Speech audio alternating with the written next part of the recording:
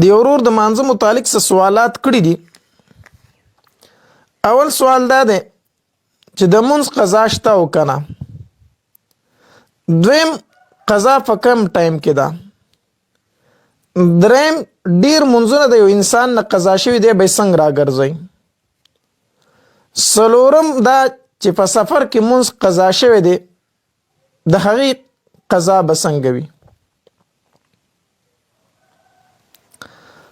اوله خبره خدا ده چې د مونځ پرېښودل بغیر د عذر نه دا ډیره لویه سخته ګناه ده، ګناه کبیره ده.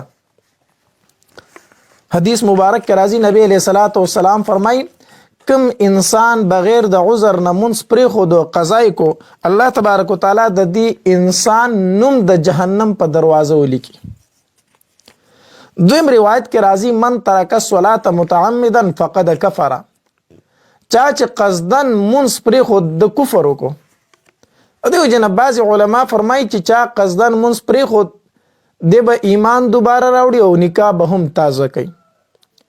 خو اکثر علما او زمون احناف زمون مذهب باندې دی روایت مطلب دا دی چې د کافر نه دی، خود د قصدن چې مونځ پرېښود د کار د کافر وکړو. یعنی دا د مسلمان شان نه دی چې دی بغیر د عذره مونځ پرېږدي. نو د فرض مونځ معافي نشته دی. فرض په معنا لازم سره دا لازم یې د دې معافي انسان ته نه کیږي. یو سړی د راپاسې د مونځونه قضا کړي دي او الله تبارک وتعالی ته توبه وستا وای جړل فریاد وکړو، د تهجد په ټیم کې فریاد وکړو وای جړل، نو آیا د تر مونځونه معاف شو؟ نه مونځونه ورته معاف نه شو، د دې به قضا راګرځي. الله ته به توبه د کمی خبرې وباسي، توبه به د دې خبرې وباسي چې الله دا مونځ مې په ټایم باندې کړی نه دی، د دې راته معافي وکړي. نور مونځ معاف کېږي، فرض نه، دا به ضرور د قضا راګرځي. نو قصدن مونځ پرېښودل خو ډېره لویه ګناه ده. خو بیا هم انسان دی عاجز دی، بعضې اوقاتو کې انسان بیمار وي یا پې بېهوشي راشي یا وده شي، دومره څه مسله دته جوړه شي چې هغه مونځ ترې نه پاتې شي. نو حدیث مبارک کې راځي، بخاری شریف حدیث مبارک ته وی من نسی صلاته او نام عنها نو فکفارتها ان یصلیها اذا ذکرها او کما قال علیه الصلاة والسلام. نبی علیه الصلاة والسلام فرمای یو سړی دی د هغه نه مونځ هیر شو یا اوده شو، پوه نه شو، بس اوده پاتې شو، نو فکفارتها ان یصلیها اذا ذکرها.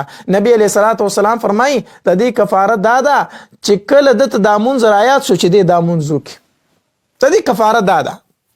نو د مونځ کفاره د مونځ قضا شته دی، فرض مونځ اسنه معاف کیږي. خاصو مونځونه به د قضا راګرځي. د سو مونځونو قضا ده، نو د شپږو مونځونو قضا ده. پنځه خو دا فرض مونځونه دي او یو ویتر دی، د ویترو قضا هم ده. نو د شپږو منځونو قضا به انسان راګرځي چې کله د قضا شوي منځونه راګرځي. د سنتو قضا نشته دی، د فرضو قضا ده او د ماخوستن مانځه کې چې کم ویتر دي 3 رکعاته د دې قضا ده. نو د دې به انسان قضا راګرځي. باقي قضا په کم ټایم کې ده، په کم ټایم کې کیږي، په کم ټایم کې نه کیږي. نو قضا شوی منځ په هر ټایم کې کیږي سوا د 3 وختونو نه.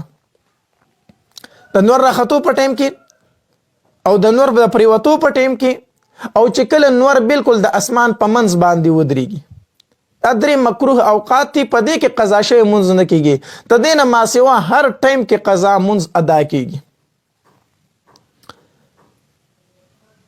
د قضا منځ نیت، د قضا منځ نیت بس دغه نیت دی چې دی به دا وایي چې د مثال په طور د سحر مونځ ته قضا شوی دی، دی به وایي چې د سحر قضا مونځ ادا کوم. څنګه به یې کوي؟ څنګه چې عام ادا مونځ خلک کوي. کو 4 رکعات هغه به 4 رکعاته کوي، کو 2 رکعات هغه به 2 رکعاته کوي، او کو 3 رکعات هغه به 3 رکعاته کوي. څنګه چې ادا مونځ دی دک رنګ دی به قضا کوي. خدای یو انسان نه ډېر مونځونه قضا شوي دي، نو د هغې قضا به څنګه راګرځي؟ نو د هغې طریقه دا ده چې دی به خپله تخمینه اندازه به دی واخلي. مثال په تور د 10 کاله عمر دی، نو دی به وګوري چې په دې 10 کالو کې به زمانه 100 کاله مونځونه قضا شوي، ځان له به یو غالبه اندازه ولګوي. نو دی دا و چې په دې 10 کالو کې زمانه 15 کاله مونځونه قضا شوي دي. اول خو خپل وخت د بلوغ معلوم کی.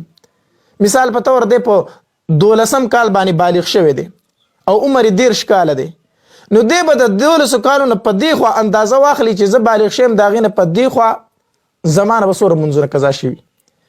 نو د اندازه واخسته چې زمانه به کم از کم 15 کاله مونځونه قضا شوي. نو خیر دی یو میاشت د دې په دې سیوا ولګوي، زیات دې ولګوي، او بیا دې د دې مونځونو قضا شروع کړي او په ترتیب سره دې قضا راګرځي. د ورځې به 6 مونځونه حساب کړي د ویترو سره او قضا به راګرځي په ترتیب سره، د سحر مونځ، بیا د ماسپښین، بیا د مازدیګر، بیا د ماښام، بیا د ماخوستن، په دې طریقه باندې. داسې هم کولی شي چې لومبې د سحر مونځونو ټول قضا راوګرځي، بیا د ماسپښین، بیا د مازدیګر، او داسې هم کولی شي چې یو راګرځي، ماسپښین هم، سحر هم، ماسپښین هم، مازدیګر هم، ماښام هم. داسې نیت په څنګه کې چې ډېر شي مونځونه دنه قضا شوي دي، نو دی به داسې وي چیرې په هغې قضا شوو مونځونو کې د سحر قضا لومبې مونځ کوم، دا رنګې دویم مونځ کوم، دریم مونځ کوم، بس داسې دی یادوي چې په قضا شوو مونځونو کې یو مونځ کوم، خو دا تعداد پکې نه یادوي، لومبې، دویم، دریم هم څه خبره نشته، خو په قضا شوو مونځونو کې د سحر مونځ کوم، د ماسپښین کوم، د مازدیګر کوم، د ماښام کوم، داسې بس دغه نیت دی. په یو وخت کې ډېر مونځونه هم قضا راګرځولی شي او په ورځ کې یو هم راګرځولی شي. خو لنډه اسانه طریقه دا ده چې د هر مونځ سره یو مونځ قضا راګرځوي. چې کله د سهار مونځ کوي نو یو د سره قضا راوګرځوي، ماسپښین مونځ کوي یو د سره قضا د ماسپښین راوګرځوي، د مازدیګر مونځ کوي یو د سره د مازدیګر قضا راوګرځوي. په دې طریقه باندې یو مونځ سره د یو قضا راګرځوي. بعضې خلک قضا شوي مونځونه پې ډېر شوي او دی چې راشي نفل کوي،